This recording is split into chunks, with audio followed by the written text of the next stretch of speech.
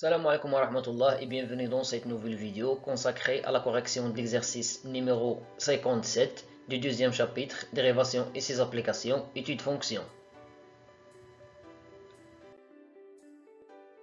Le contenu de l'exercice: déterminer les extrémimes de la fonction f définie par f de x égale la racine carrée de x plus 1 sur x. Tout d'abord, déterminons df l'ensemble de définition de la fonction f. On a f est défini si seulement si f de x appartenant à R, c'est-à-dire si seulement si x supérieur ou égal à 0, puisqu'il se trouve sous la racine carrée, et x différent de 0, puisqu'il se trouve au dénominateur. X supérieur ou égal à 0 et x différent de 0 équivaut à x supérieur strictement à 0. Alors, l'ensemble de définition de la fonction f, c'est l'intervalle ouvert 0 plus l'infini. Calculons les limites de f aux bornes de df, l'ensemble de définition de la fonction f. Pour la première borne, on a la limite de f de x quand x tend vers 0 à droite. C'est la limite de la racine carrée de x plus 1 sur x quand x tend vers 0 à droite, égale plus l'infini, car la limite de la racine carrée de x quand x tend vers 0 à droite, c'est la racine carrée de 0, égale à 0. Et la limite de 1 sur x quand x tend vers 0 à droite, égale à plus l'infini. Plus l'infini plus 0 nous donne plus l'infini. Pour la deuxième borne, on a la limite de f de x quand x tend vers plus l'infini, c'est la limite de la racine carrée de x plus 1 sur x quand x tend vers plus l'infini, égale à plus l'infini, car la limite de la racine carrée de x quand x tend vers plus l'infini égale à plus l'infini, et la limite de 1 sur x quand x tend vers plus l'infini égale à 0. 0 plus l'infini nous donne plus l'infini. Calculons la dérivée de la fonction f. On a f de x égale la racine carrée de x plus 1 sur x. La fonction définie par la racine carrée de x est dérivable sur l'intervalle ouvert 0 plus l'infini. La fonction définie par 1 sur x est dérivable sur R étoile, car c'est une fonction rationnelle. On sait que toute fonction rationnelle est dérivable sur son domaine de définition. R étoile est le domaine de définition de la fonction définie par 1 sur x. Alors, elle est dérivable sur l'intervalle ouvert 0 plus l'infini. Par suite, la fonction f définie par cette expression est dérivable sur l'intervalle ouvert 0 plus l'infini en tant que somme des deux fonctions dérivables. Et on a, quel que soit x appartenant à l'intervalle ouvert 0 plus l'infini, la dérivée de f, c'est la dérivée de cette expression, égale la dérivée de la racine carrée de x plus la dérivée de 1 sur x. La dérivée de la racine carrée de x, c'est 1 sur 2 racine carrée de x. La dérivée de 1 sur x, c'est moins 1 sur x au carré. Donc, on obtient 1 sur 2 racine carrée de x moins 1 sur x au carré. On va mettre au même dénominateur.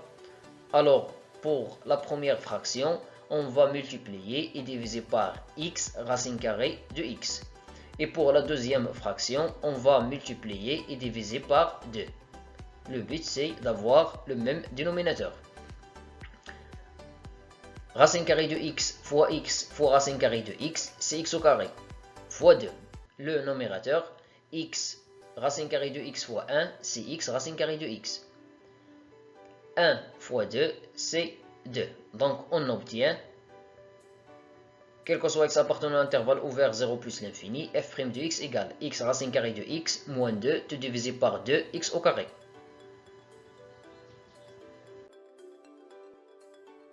Comme quel que soit x appartenant à l'intervalle ouvert 0 plus l'infini, 1 sur 2x au carré est supérieur strictement à 0, alors cela signifie que le signe de f' de x sur l'intervalle ouvert 0 plus l'infini est celui de l'expression qui se trouve au numérateur, c'est-à-dire le signe de x racine carrée de x moins 2.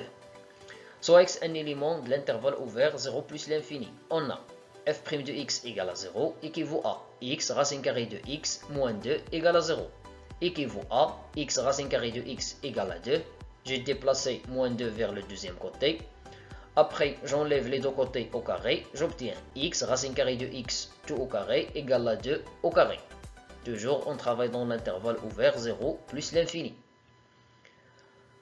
Alors, x racine carrée de x tout au carré, c'est x au carré, racine carrée de x au carré. Et 2 au carré, c'est 4. Racine carrée de x au carré, ça fait x. X fois x au carré égale à x à la puissance 3. Et ici, pour avoir x, on va utiliser la racine cubique. Donc on obtient la racine cubique de x au cube égale la racine cubique de 4. C'est-à-dire x égale la racine cubique de 4. Alors f' de x égale à 0 équivaut à x égale la racine cubique de 4. De la même manière, f' de x supérieur strictement à 0 équivaut à x racine carrée de x moins 2 supérieur strictement à 0. C'est-à-dire x racine carrée de x supérieur strictement à 2. J'ai déplacé moins 2 vers le deuxième côté. Après, j'enlève les deux côtés au carré. Ici, positif, positif. Alors, équivaut à x racine carrée de x tout au carré supérieur strictement à 2 au carré. X au carré fois racine carrée de x au carré supérieur strictement 2 au carré, c'est 4.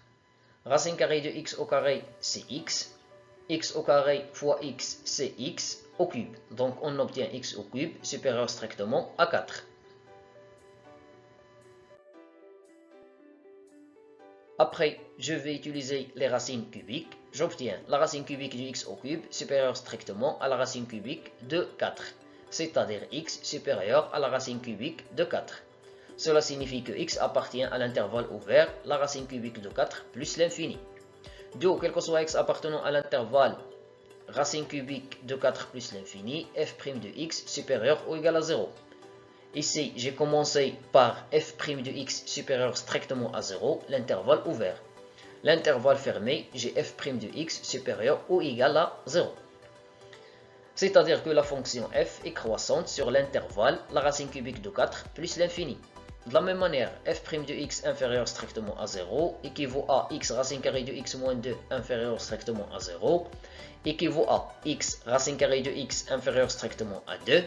Après, j'enlève les deux côtés au carré. Toujours, on travaille dans l'intervalle ouvert 0 plus l'infini. Alors, les deux côtés sont positifs. J'ai l'équivalence. Alors, x racine carrée de x tout au carré inférieur strictement à 2 au carré.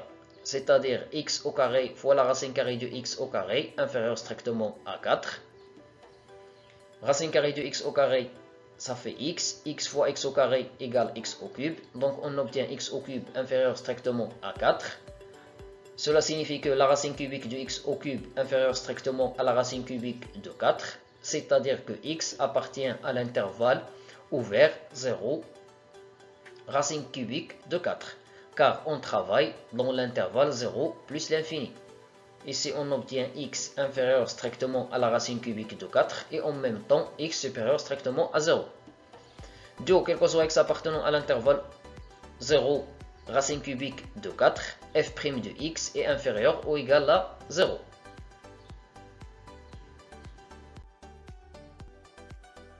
C'est-à-dire que la fonction f est décroissante sur l'intervalle 0, la racine cubique de 4.